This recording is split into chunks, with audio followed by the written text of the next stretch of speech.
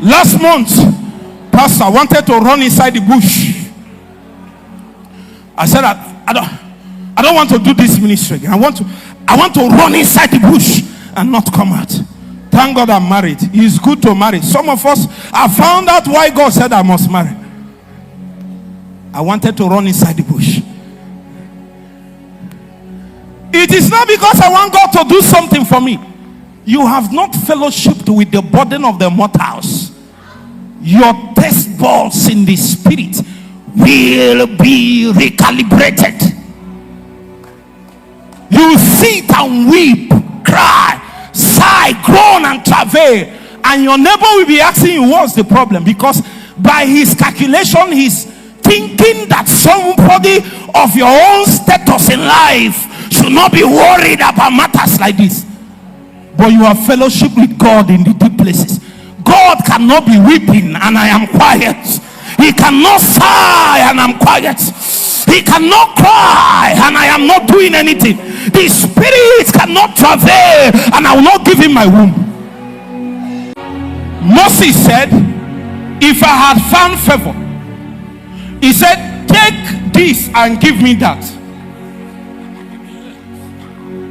Listen, whether it is favor, whether it is glory, whatever it is God that gives all of them.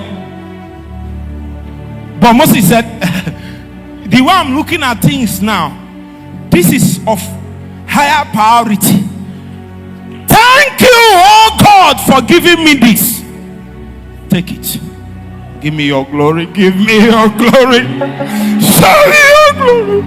Show me. Show me. Show me. Show me. Don't allow me to die like this. There is a calling. There is a quickly. There is a cry. The S1s, they cry from the heavens. Where be the generation that we seek? When shall they arise? I am troubled in my spirit. I am troubled.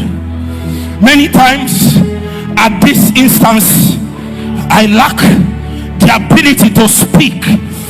It's only my wounds that become my communication more in the spirit.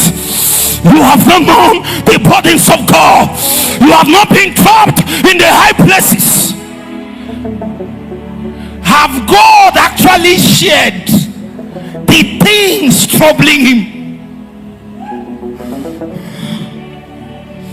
Has he shared with you? Has he shared with you? There are many things that will not bother you. Many of those your needs and wants, the things you said God must do, you have not caught the burden of the Lord, else they will not matter. The Holy Ghost.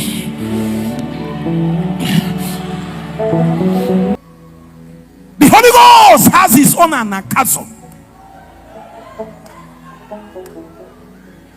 who preached to 3,000 men on the day of Pentecost, who called them to come.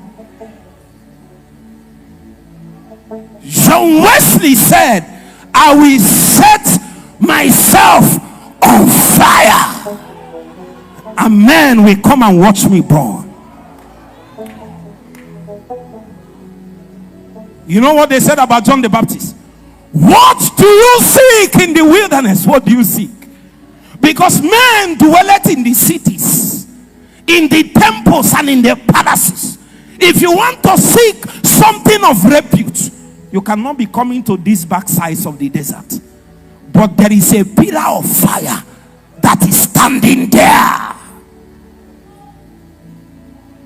Brothers and sisters, there is a cry of the spirit. We can't come here. The things that we ought to be ashamed of, weeping and crying about, we can celebrate it. There is a cry. My soul is pained with the agony of the Holy Ghost.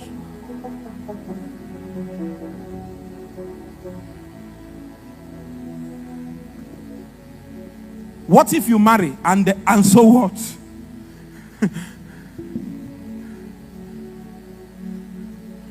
What if your members become 1,000? So what?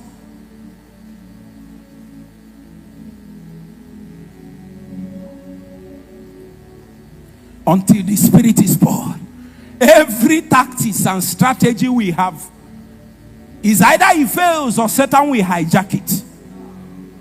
Our strategies will not work until the Spirit is what? Until the Spirit is what? The wilderness, we keep being the wilderness. The dry places, we keep being dry. Thirsty lands, thirsty men, they cannot respond to their potentials in the Spirit until the Spirit is what? Poor. But there is a point I want to drive today. God have seen that the recourse, the succor that we have on that day is the cry of the women. Unfortunately, they are still at ease. And that is why the Holy Ghost have to raise a cry so that they will wake up. Because the potentials of the outpouring is dependent on the response of these women. Their cries, their response. Why did the Bible use a woman? Or do you think that these women he's talking about here is about gender?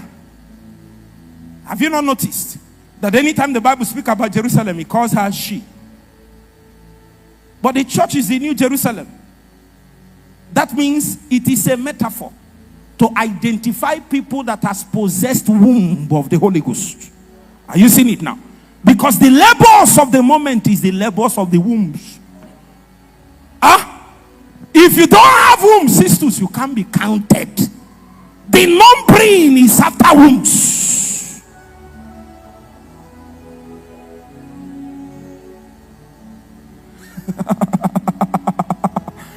You see, they asked question, and that's where I'm going, sir.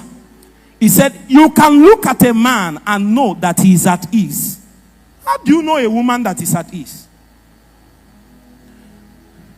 I followed my wife to the hospital when she was giving birth.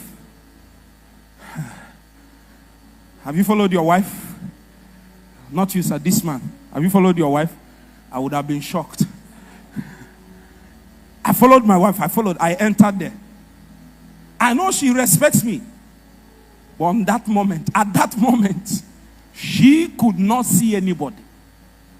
That's not time for comportment. That is why they looked from heaven and saw that the woman that ought to be in possession of wombs and traveling is at ease.